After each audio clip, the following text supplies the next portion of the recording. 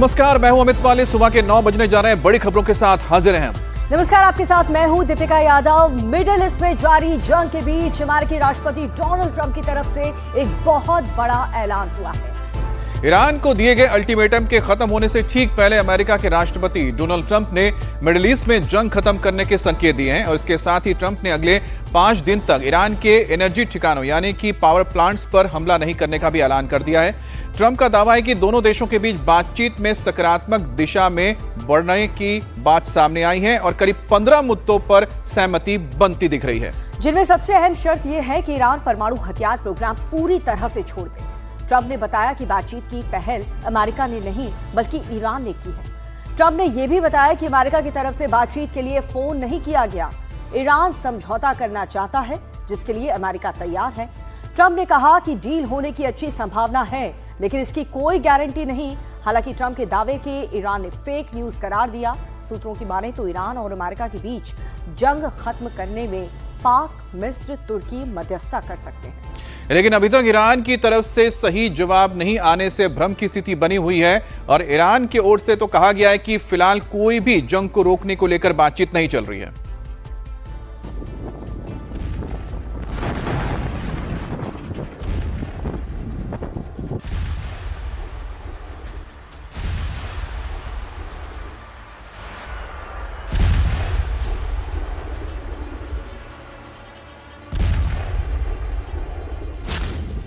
Trump का एक और यू टर्न, क्या वॉर का होगा दी and?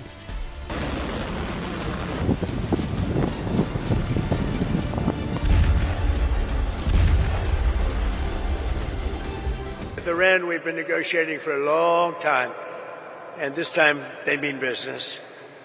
And it's only because of the great job that our military did is the reason they mean business. They want to settle, and we're going to get it done, I hope.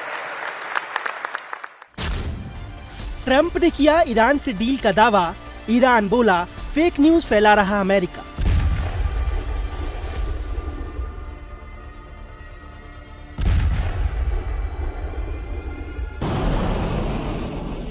Middle east में दोनों तरफ से एक दूसरे के ठिकानों पर हमलों के बीच अमेरिकी राष्ट्रपति डोनाल्ड ट्रंप ने अब तक का सबसे बड़ा दावा क्या किया? पूरी दुनिया के बाजारों में हरियाली छा गई। आसमान छू रहे कच्चे तेल के दाम एक झटके में जमीन पर आ गए, लेकिन ईरान कह रहा है कि ट्रंप ने बाजार और तेल के दाम को सहारा देने के लिए ये फेक न्यूज फैलाई है। इतना ही नहीं, अमेरिका के साथ जारी जंग को खत्म करने की तारीख भी सामने आ गई है। ईरान को दिए अल्टीमेटम के खत्म होने से कुछ घंटे पहले अमेरिका के राष्ट्रपति डोनाल्ड ट्रंप के बयान ने मिडिल ईस्ट में शांति के संकेत दिए हैं। ट्रंप ने अगले 5 दिन तक ईरान के एनर्जी ठिकानों में हमले नहीं करने का बड़ा ऐलान किया। ट्रंप का दावा है कि अमेरिका और ईरान के बीच गंभीर बातचीत चल रही है। ईरान शांति चाहता है और परमाणु हथियार नहीं बनाने पर सहमत है। ट्रंप ने उम्मीद जताई कि ऐसा समझौता हो सकता है जो सभी के लिए फायदेमंद होगा। इसमें मिडिल ईस्ट के सहयोगी देश और इजराइल भी शामिल हो। So we are now having really good discussions. They started last night, a little bit, the night before that, and I think they're very good. They want peace. They've agreed they will not have a nuclear weapon, et cetera, but we'll see. You have to get it done, but I would say there's a very good chance. And it began when I said that I won't be. We were planning tomorrow on shooting down some of their power plants, and we're going to hold that up. Hopefully we won't have to do it, and hopefully we can make a deal that's good for all of us, including the Middle Eastern allies that have been very good to us, including Israel, that's been a great partner in this fight. They've really been a good partner in the fight. They fought hard. Trump ने कहा कि किसी भी समझौते की सबसे जरूरी शर्त ये होगी कि ईरान अपने परमाणु हथियार बनाने की योजना को पूरी तरह छोड़ दे। ईरान को परमाणु हथियार नहीं रखने दिए जाएंगे। अगर वे ऐसा नहीं मानते तो कोई समझौता नहीं होगा। ट्रंप ने दावा किया कि बातचीत की पहल अमेरिका ने नहीं बल्कि ईरान ने की। ट्रंप ने कहा कि कि ईरान बातचीत के लिए बेकरार है, जल्द समझौता करना चाहता है, इसलिए हम 5 दिन के लिए जंग रोक रहे हैं। We're giving it 5 days, and then we're going to see where that takes us. And I would say at the end of this period, I think it could very well end up being a very good deal for everybody. As good as if we went all the way and just literally annihilated the place, which if we don't have to do that, that would be a good thing, not a bad thing. In addition, Trump ने सिर्फ 5 दिनों के लिए cease fire की बात कही, बल्कि ये भी बताया कि ईरान में किसके साथ उनकी बात हो रही है। a top person, don't forget, we've wiped out the leadership phase 1, phase 2, and largely phase 3. But we're dealing with the man who I believe is the most respected and the leader. It's a little tough. We've wiped out everybody. Is that the Supreme Leader? No, not the Supreme Leader. We don't. Well, nobody heard of the second Supreme Leader, the son. Are these direct? Nobody. We have not heard from the son. Every once in a while, you'll see a statement made, but we haven't. We don't know if he's living. इसके साथ ही Trump ने Iran को धमकी भी दी। Trump ने साफ कर दिया कि अगर 5 दिनों में सब कुछ ठीक नहीं हुआ तो फिर अमेरिका फिर से बमबारी शुरू कर देगा। They want very much to make a deal. We'd like to make a deal too. We're going to get together today by probably phone because it's very hard to find a country. It's very hard for them to get out, I guess. But we'll at some point very, very soon meet. We're doing a 5-day period. We'll see how that goes. And if it goes well, we're going to end up with settling this. Otherwise, we'll just keep bombing our little hearts out. सूत्रों की माने तो America और Iran दोनों बातचीत की table पर आने के लिए तैयार हैं। पाकिस्तान, तुर्की और मिस्र पर्दे के पीछे रहकर दोनों देशों को बातचीत की टेबल पर लाने की कोशिश कर रहे हैं। जल्द ही इस्लामाबाद में अमेरिका और ईरान के नेताओं की बैठक हो सकती है। अमेरिका की ओर से उपराष्ट्रपति JD वेंस इस बैठक में शामिल हो सकते हैं। ट्रंप के दावे की कुछ देर बाद ही ईरान का जवाब सामने आ गया। ईरान के साथ बातचीत के ट्रंप के दावे को ईरान ने सिरे से खारिज कर दिया। ईरानी संसद के प्रवक्ता मोहम्मद बाकिर गालिबफ ने कहा कि अमेरिका के साथ कोई बातचीत नहीं हुई है। सोशल मीडिया पर मोहम्मद बाकिर गालिबफ ने पोस्ट कर कहा कि अमेरिका के साथ कोई बातचीत नहीं हुई है। वित्तीय और तेल बाजारों में हेरफेर करने और उस दलदल से बाहर निकलने के लिए जिसमें अमेरिका और इजराइल फंसे हुए हैं, फेक न्यूज का सहारा लिया जा रहा है। ईरानी जनता हमलावरों के लिए पूर्ण और कठोर दंड की मांग करती है। सभी ईरानी अधिकारी इस लक्ष्य की प्राप्ति तक अपने सर्वोच्च नेता और जनता के साथ पूरी दृढ़ता के साथ खड़े हैं। इसके साथ ही ईरान ने साफ किया कि जब तक उनकी शर्तें नहीं मानी जाएंगी तब तक इस जंग का अंत नहीं होगा। تا گرفتن همه خسارات ما، تا برداشتن همه تحریم‌های اقتصادی و تا گرفتن یه تضمین حقوقی بین المللی در عدم مداخله ایران در عدم مداخله آمریکا در مسائل ایران این جنگ ادامه داره و توضیح میدم چرا ما چنین تصمیمی گرفته شده. هم ملت ما، هم رهبر ما، هم نیروهای مسلح. من در مصاحبه خواهم گفت که بحث ما با آمریکا فقط جنگ 12 روزه و جنگ رمضانه یا نه یه ماجرای 47 ساله است که همینجا دیگه ما باید پایان بدیم به این مسئله. अमेरिकी राष्ट्रपति के बयान के बाद इजराइल के पीएम बेंजामिन नेतन्याहू का बयान भी सामने आया। वो ट्रंप के फैसले के साथ खड़े दिखे। हालांकि उनका कहना है कि इजराइल का ईरान पर हमला जारी रहेगा।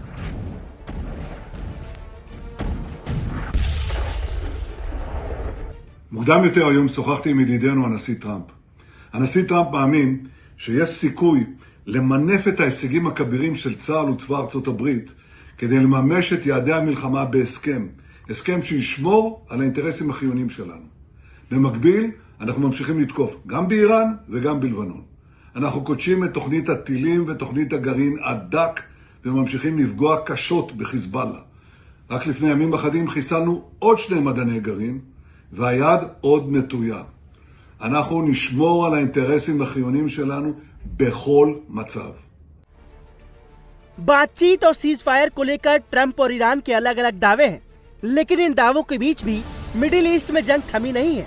अमेरिका ने ईरान के ठिकानों पर बम बरसाए तो ईरान ने भी इराक में अमेरिकी ठिकानों को फिर से निशाना बनाने की कोशिश की। चलिए हम आपको बताते हैं कि आखिर ट्रंप के दावे के पीछे की असली कहानी क्या है। सूत्रों की माने तो अमेरिका और ईरान के बीच में जंग खत्म करने को लेकर डील हो चुकी है। हालांकि अभी तक ये खुलासा नहीं हुआ है कि आखिर ये डील कैसे हुई है। दावा तो किया जा रहा है कि अमेरिका और ईरान को बातचीत की टेबल पर लाने के लिए तुर्की, मिस्र और पाकिस्तान ने बड़ा रोल निभाया है और इसके लिए ईरान के राष्ट्रपति मसूद पेजेश्कियन से पाक पीएम शहबाज शरीफ ने भी बात की थी।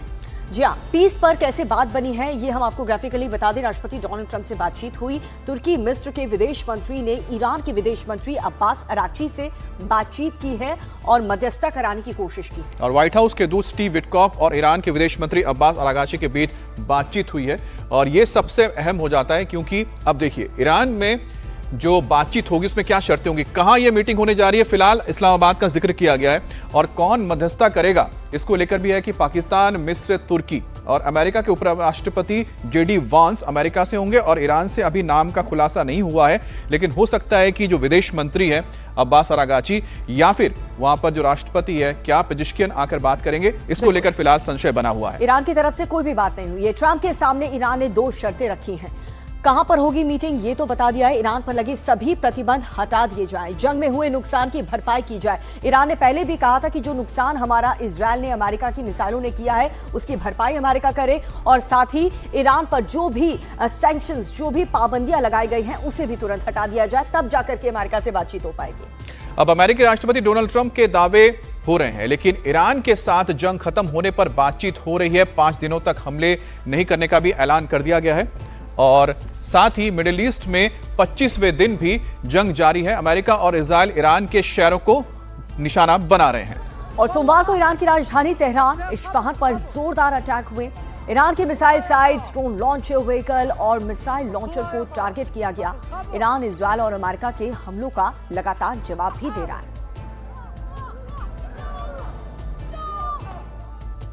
और अमेरिकी राष्ट्रपति डोनाल्ड ट्रंप ने ईरान पर अगले 5 दिनों तक हमला नहीं करने का दावा किया है, लेकिन हकीकत उसके बिल्कुल उलट है। सोमवार को अमेरिकी फौज ने ईरान में एक के बाद एक कई हमले किए। यूएस फोर्स ने ईरान में मिसाइल लॉन्चर साइट को, ड्रोन व्हीकल को टारगेट किया और साथ ही कुछ मिसाइल साइट्स को भी हमला करके उड़ा दिया। और वहीं ईरान के पश्चिमी इस्फहान में सोमवार को जबरदस्त धमाके हुए। यहां पर ईरान की प्रमुख न्यूक्लियर साइट इस्फहान के करीब इजरायल का हमला लगातार जारी है और ये हमले राष्ट्रपति ट्रंप के उस बयान के बाद हुए जिसमें उन्होंने अगले 5 दिनों तक ईरान की न्यूक्लियर साइट पर हमले नहीं करने की बात कही थी। हमले के बाद से पश्चिमी इस्फहान के बड़े इलाकों में आग लग गई। जिस जगह पर यह हमला हुआ वहां पर IRGC के कई अहम ठिकाने हैं।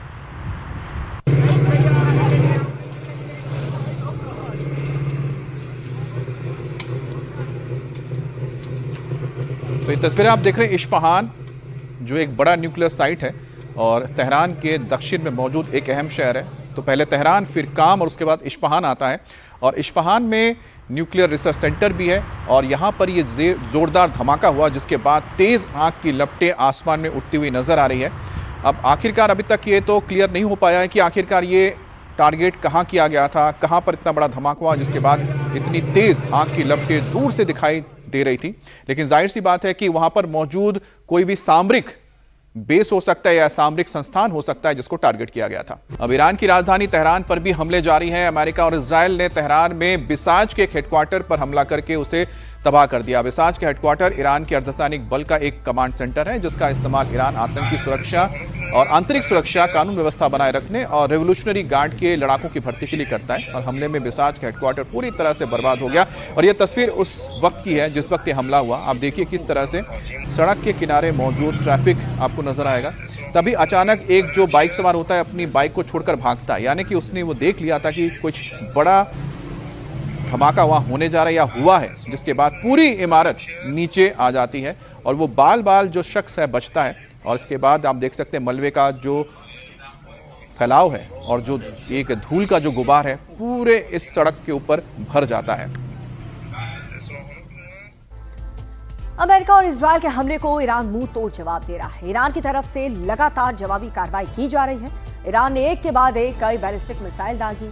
ईरान के टारगेट पर इजरायल और अमेरिकी के बेसिस हैं और मिडिल ईस्ट में मौजूद सभी अमेरिकी बेसिस पर पहले ही ईरान काफ़ी नुकसान पहुंचा चुका है और हर उस हमले का जवाब दे रहा है ईरान, जहां पर अमेरिका और इजराइल ने जितना नुकसान ईरान को पहुंचाया, क्योंकि इजराइल ने जिस तरीके से धमाका बीते दिन किया था उसमें ईरान का काफ़ी ज़्यादा नुकसान हुआ है। पहले भी ऑलरेडी नुकसान हो चुका है, कई इमारतों को तबाह कर चुका है इजराइल और अब भी इजराइल काफ़ी हद तक नुकसान ईरान को पहुंचा रहा है, लेकिन ईरान भी माकूल जवाब यहां पर देता हुआ नजर आ रहा है।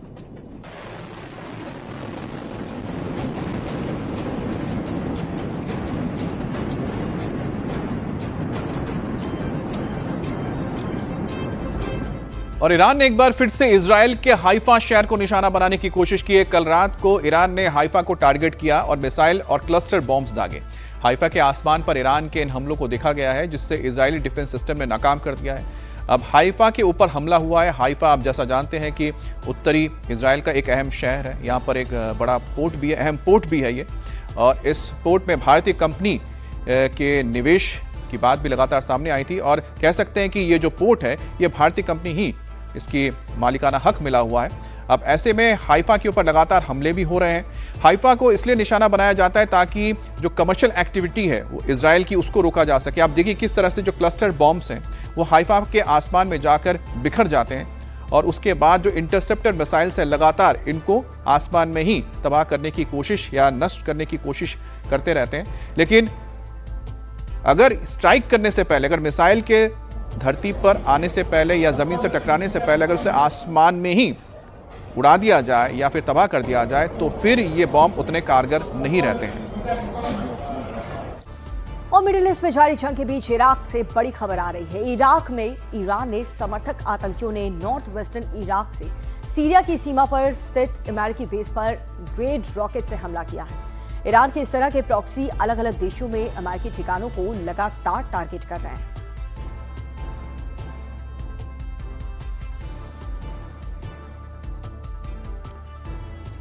अब ईरान ने इराक के इरबिल पर भी अमेरिकी ठिकानों को निशाना बनाया है ड्रोन के जरिए, जिसे अमेरिका के counter rocket artillery and mortar ने रोक दिया, जिसे सीरैम कहा जाता है। अब सीरैम के जरिए यहां पर हमला किया गया और एक एक करके जो ड्रोन्स दागे गए थे उनको हवा में नष्ट कर दिया गया। अब सीरैम की खासियत समझिए, क्योंकि एक वक्त में यानी 1 मिनट में ये 4,500 राउंड फायर कर सकता है, जिसकी तस्वीर आप देख रहे हैं। अब देखिए आपको लगेगा कि चिंगारी की लाइन सी बनती हुई जा रही है और जिस तरह से सांप का पैटर्न होता है यानी स्नेक पैटर्न होता है, उसी तरह से जहां जहां ड्रोन जाता है वहां ये गोलियां जाती रहती हैं, एक के बाद एक। आप समझ सकते हैं कि 1 मिनट में 4,500 गोलियां जब दागी जाती हैं तो किसी भी ड्रोन का बच पाना बड़ा मुश्किल हो जाता है और बहुत ही कारगर ये हथियार है। एक बड़ी खबर, बढ़त के साथ खुला शेयर बाजार। सेंसेक्स में 1200 अंकों की उछाल देखी गई है। निफ्टी में भी 350 अंकों की उछाल देखी गई है। बीते कई दिनों से हम देख रहे थे कि निफ्टी 50 में काफी ज्यादा गिरावट देखने को मिली थी, लेकिन आज बढ़त के साथ शेयर बाजार खुला है। तो इस वक्त की बड़ी खबर है, सेंसेक्स में यानी कि स्टॉक बाजार में उछाल देखने को मिला है और इसकी सबसे बड़ी वजह है कि 5 दिन के लिए युद्ध का रुक जाना, एक तरह से हमला ना होना न्यूक्लियर प्लांट्स के ऊपर, पावर प्लांट्स के ऊपर। इराक में ईरान समर्थित विद्रोही गुट लगातार अमेरिकी बेस को टारगेट कर रहे हैं। हमले के बाद से अमेरिकी बेस में भीषण आग लग गई है, जिसे बुझाने की कोशिश जारी है। इमारत से अभी भी आग की लपटें नजर आ रही हैं।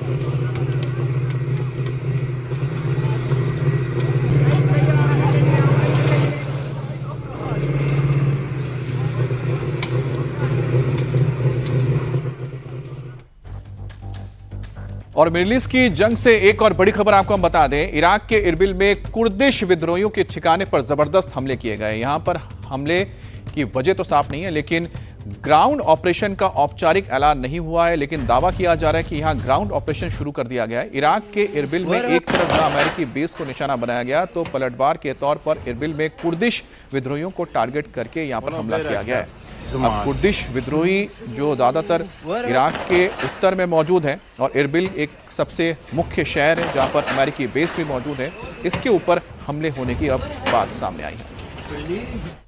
और वहीं लेबनान में इजराइल और हिजबुल्लाह के बीच जारी जंग और भी ज्यादा भीषण होती जा रही। आईडीएफ साउथ लेबनान में हिजबुल्लाह के ठिकानों को चुन चुनकर बर्बाद किया जा रहा है। सोमवार को आईडीएफ ने अल खैमा में इमारतों पर हमला किया, जिससे पूरा इलाके में धुआं धुआं हो गया।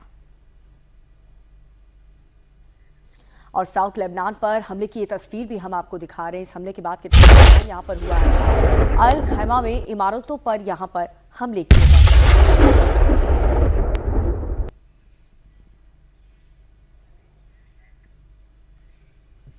और मिडिल ईस्ट में जारी जंग के बीच बड़ी खबर अमेरिका के टेक्सास से आ रही है, जहां एक ऑयल रिफाइनरी में जोरदार धमाके के बाद आग लग गई। बताया जा रहा है कि टेक्सास के पोर्ट आर्थर स्थित वोलेरो रिफाइनरी में पहले एक जोरदार धमाका हुआ, उसके बाद वहां आग लग गई। हादसे में किसी के घायल होने की खबर नहीं है, लेकिन धमाके की वजह अभी तक साफ नहीं हो पाई है। रिफाइनरी में धमाका इतना भीषण हुआ कि रिफाइनरी के बड़े इलाके में आग फैल गई। आग इतनी भीषण थी कि कई किलोमीटर दूर से इसे देखा गया। आग लगने से अमेरिका में तेल सप्लाई चेन प्रभावित हो सकती है। यहाँ की रिफाइनरी में ऐसे वक्त में आग लगी है जब स्ट्रेट ऑफ हॉर्मुज करीब करीब बंद है और इराक में हमले के बाद रिफाइनरियां बंद हैं। कतर का LNG हब अभी हमले में क्षतिग्रस्त हो गया है। जाहिर सी बात है कि अमेरिकी बाजार में तेल का संकट पैदा हो सकता है। वालेरो का पोर्ट आर्थर रिफाइनरी अमेरिका की सबसे बड़ी रिफाइनरी में से एक है। यहाँ करीब 3.95 लाख बैरल प्रति दिन क्रूड ऑयल प्रोसेस किया जाता है। यहाँ से अमेरिका की रिफाइनरी के बाद रिपेयरिंग कैपेसिटी का करीब आधे हिस्से का हैंडल कर सकते हैं, यानी कि यहाँ जो तेल साफ किया जाता है वो पूरे अमेरिका के आधे हिस्से के बराबर है। तो ऐसे में अमेरिका में तेल की सप्लाई को लेकर अब संकट पैदा हो सकता है। तो ये तस्वीर आप देख रहे हैं टेक्सास की है, जहां पर वालेरो रिफाइनरी में आग लगने की घटना सामने आई है, जहां आप तेज लपटों के साथ काले धुएं का गुबार काफी ऊंचाई आसमान तक देख सकते हैं। अब इस धमाके की वजह क्या है अभी तक साफ नहीं हो पाई है।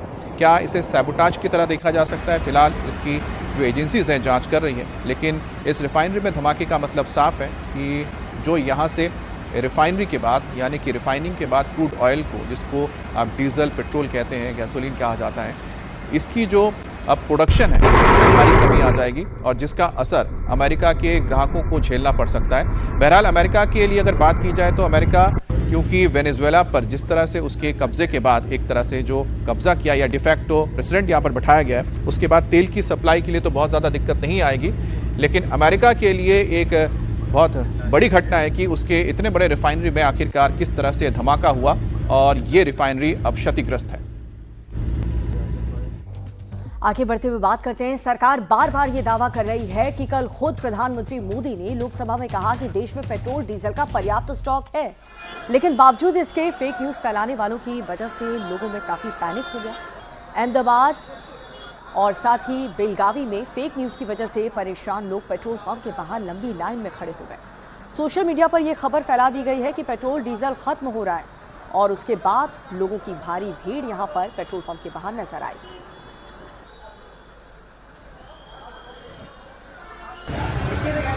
सर इतना भीड़ क्यों हुआ है? फेक न्यूज आया है, पेट्रोल नहीं मिलता और पेट्रोल पंप शॉर्टेज है, फिर भी कस्टमर आ रहे हैं, रश कर रहे हैं। कितने बजे से हो रहा है सर? शाम को 8 बजे से। आपके पास स्टॉक है? हाँ है, स्टॉक फुल है। ऐसा कंपनी से कुछ ऐसा ये मैसेज को आपको कुछ आया है कि शॉर्टेज है करके, ऐसा कुछ? और गुजरात के छोटा उदयपुर में पेट्रोल भरवाने के लिए लाइन में लगने को लेकर जमकर हंगामा भी हुआ। पेट्रोल की पैनिक बाइंग के कारण लोग लंबी कतार में लग गए और यहां तक है कि हाथापाई तक नौबत आ गई। संखेड़ा के हंडदोड पेट्रोल पंप पर लड़ाई का वीडियो सामने आया है, जहां पर पेट्रोल भरवाने पहुंचे ग्राहकों की लड़ाई छुड़वाने के लिए पेट्रोल पंप के कर्मचारी और स्थानीय लोगों को बीच बचाव करना पड़ा। और लोगों के अंदर ये जो मारामारी लगी है उसकी सिर्फ और सिर्फ एक वजह थी कि अफवाह फैलाई गई कि पेट्रोल नहीं है या डीजल नहीं है, जिसके चलते लोग भरवाने के लिए पहुंच गए पेट्रोल और डीजल। अब जब लाइन में लगे थे तो आगे भरवाने को लेकर, मुझे भरवाने को लेकर ये तू मैं के बाद ये झगड़ा हो गया, जिसके बाद पेट्रोल पंप के कर्मचारी और आम लोगों को बीच बचाव करना पड़ा। और अहमदाबाद में सोमवार से ही पेट्रोल पंप पर पैनिक बाइंग के कारण लोगों की लंबी लंबी कतारें देखी जा रही हैं और आज भी लोग सुबह से ही पेट्रोल भरवाने के लिए पंप पर पहुंच गए। इनमें कई ऐसे लोग भी थे जिनकी कार में पेट्रोल भरा है, लेकिन कुछ फुल टैंक के लिए कतार में खड़े थे।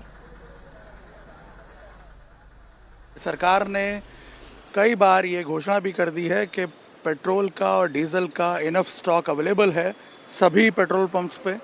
फिर भी आप देखिए आज सुबह से ही अहमदाबाद में यहाँ पे आप देख सकते हैं कारों की और बाइकर्स जो हैं वो अंदर पेट्रोल पंप पे बड़ी संख्या में मौजूद हैं। बड़ी लंबी लाइन यहाँ पे कारों की आज सुबह से ही लग रही है। कल बहुत यहाँ क्यू लग गई थी रात को, फिर पेट्रोल यहाँ खत्म हो गया तो थोड़ा लोग पैनिक हो गए। पर अगर ओवरलोड हो जाएगा, हाँ, जब तो खत्म होगा, लेकिन 1000 आ जाएंगे तो क्या होगा? क्या वही सही बात है, लेकिन फिर हमको पेट्रोल नहीं है गाड़ी में और इमरजेंसी में कहीं जाना पड़े तो फिर प्रॉब्लम हो। आपकी गाड़ी में तो अभी देखिए आधा भरा हुआ है। लेकिन मेरे को जॉब पे भी जाना है ना, मुझे जॉब पे भी जाना है तो फिर वो, लेकिन आप देखिए ना कितना वो पेट्रोल। तो फिर रात को क्या होगा, फिर रात को खत्म हो जाएगा ना। अच्छा नहीं तो यही है, इसी वजह से लोग आ रहे हैं और जो है प्रेशर बढ़ता जा रहा है पेट्रोल पंप पे। सही बात है। तो अगर आप नहीं आएंगे तो ऑब्वियसली देखिए बाकी लोगों को उसका एडवांटेज मिलेगा ना। ठीक है, बड़ी बात। आधे से ज्यादा पेट्रोल भरा हुआ है आप में तो। सही बात है, लेकिन फिर रात को क्या, कल क्या होगा तो फिर भरा के तो रखना पड़े ना इमरजेंसी में, फिर सुबह। प्रॉब्लम ये हो रही है कि कल क्या होगा, और ये जो है ना अफवाह का बाजार, ये इतना भयंकर होता है कि आपकी समझ जो है वो नहीं चल पाती, लॉजिकल थिंकिंग। आप बताइए, इंटरेस्ट नहीं, लेकिन आपका पेट्रोल देखिए कितना भरा पड़ा है। हाँ मेरे को पता है, आपका पेट्रोल देखिए मैं आधे से ज्यादा भरा हुआ है। मुझे कोई इंटरेस्ट नहीं है आपसे बात करने का। नहीं, मुझे भी आपसे बात करने में इंटरेस्ट नहीं, लेकिन आप देखिए आप पैनिक क्रिएट करवा रहे हैं, आपकी वजह से प्रेशर पड़ रहा है लोगों पे। हाँ, ये तरीका है बात करने का? मैं तो आपसे अच्छी तरह बात कर रहा हूँ ना। मुझे बात नहीं करनी है, बोला ना आपको। अच्छा, लेकिन आप ये देखिए क्या कर रहे हैं। मेरा पेट्रोल देख लो 4 पॉइंट है। हाँ, तो मैं 4 पॉइंट पेट्रोल है, फिर भी आप अभी बात करनी है आगे। मैं हर रोज 50 किलोमीटर दूर जाता हूँ, बराबर है। हाँ, तो क्या करूँ बोलो, 2 दिन में मेरा पेट्रोल खत्म हो जाएगा। तो पेट्रोल मिल रहा है ना। हाँ, तो इसलिए तो खड़ा हूँ ना लाइन। पेट्रोल अवेलेबल है। हाँ, तो फिर जाओ ना, दूसरे को पकड़ो, जाओ। नहीं तो इस तरह से आप क्यों बिहेव कर रहे हैं भाई? यार मेरे पास जरूरत है तो मैं पेट्रोल पूरा ना खड़ा हूँ ना यार, आपको क्या प्रॉब्लम है? हमेशा ऐसे भरवाते हैं? नहीं, आपकी गाड़ी में है पूरा पेट्रोल? नहीं है, पूरा खाली है। अच्छा, आपका खाली है, तो आप जेन्युइनली यहाँ पे आए? हाँ, देख लीजिए। लेकिन यहाँ ये लाइन आप देखिए कि क्या कर सकते हैं। तो आपने अब लोगों की बातें भी सुनी, जहां पर आपने देखा कि कुछ व्यक्ति थे जो कि गुस्से में आ गए क्योंकि उनसे सवाल पूछा गया कि आप पैनिक बाइंग क्यों कर रहे हैं, क्योंकि आप अफवाह पे ध्यान दे रहे हैं और जाकर पेट्रोल भरा हुआ है, आधे टैंक से ज्यादा है आपके पास पेट्रोल, उसके बावजूद आप जाके लाइन में लग रहे हैं। तो आप सोचिए कि जिनको जरूरत है, जिनके टैंक खाली हो चुके हैं, उनके ऊपर किस तरह का दबाव पड़ता है। तो मुझे लगता है कि यहां पर थोड़ा सा शांत होने और समझने की जरूरत है, जो लोग इस तरह की हरकतें कर रहे हैं और दूसरों के लिए परेशानी पैदा कर रहे हैं। और अफवाहों पर बिल्कुल ध्यान नहीं देना है। आगे बढ़ते हुए बात चंडीगढ़ की, जहां पर चंडीगढ़ के राम दरबार में गैस की लंबी लंबी कतारें लगी हैं। लोग सुबह से ही लाइन में लगकर अपनी बारी का इंतजार कर रहे हैं। सरकार का ये दावा है कि देश में एलपीजी संकट को खत्म कर दिया गया है और ऐसी कोई भी समस्या नहीं है, पर्याप्त स्टॉक देश में है। चंडीगढ़ के राम दरबार में गैस सिलेंडर लेने के लिए लोगों की भीड़ लगातार बढ़ती जा रही है। सुबह 5 बजे से शुरू हुई ये लाइन, ये तस्वीरें इस वक्त आप राम दरबार से देख रहे हैं। यहाँ पर गेट से जो लाइन है एजेंसी के वो शुरू हुई है और इस वक्त ये जो लाइन है पूरी की पूरी आगे लगातार बनती जा रही है। मैं तो पहली बार 21 तारीख को बुक कराया था, तो बोला 24 तारीख आना, तो 24 तारीख आया तो 100-150 लाइन लग गया है। अच्छा, हाँ, गैस के बहुत प्रॉब्लम हो रहा है। सर मजबूरी है, क्या करें, आना पड़ा, लगे हैं लाइन में, देखो कब नंबर आएगा। क्या कह रहे हैं एजेंसी से बात हुई? एजेंसी वाले तो कह रहे हैं कल आना, परसों आना, रेडी ही आके लाइन लगाते हैं, ऐसे खड़े होकर चले जाते हैं। फिर कल भी आए थे आप? हाँ जी। कितनी देर खड़े रहे? 2-3 घंटे खड़े रहे लाइन में, फिर मेरे हस्बैंड खड़े हुए थे तो वापस चले गए। शाम को 6 बजे वापस गए हम। से आ रहे हैं आप सिलेंडर लेने के लिए? सर थर्ड डे आज। और सुबह इसी वक्त आ जाते हैं और कितने देर तक खड़े रहना पड़ता है? नहीं, कल तो दोपहर को आया था लेकिन मिला नहीं, आज सुबह आया हूँ, अभी आया हूँ। कोई टोकन वगैरह दिए इन्होंने? हाँ, दे दिया था, हफ्ते पहले दिया था। अच्छा, तो कब की डेट थी उस पे? 18 तारीख की थी। 18 तारीख की डेट थी, लेकिन उसके बावजूद भी अभी तक सिलेंडर नहीं, अभी नहीं मिला। और लाइन अगर आप देखेंगे तो लाइन टूटने का नाम नहीं ले रही है। जैसे जैसे दिन चढ़ेगा ये लाइन उतनी ही लंबी होती जाएगी।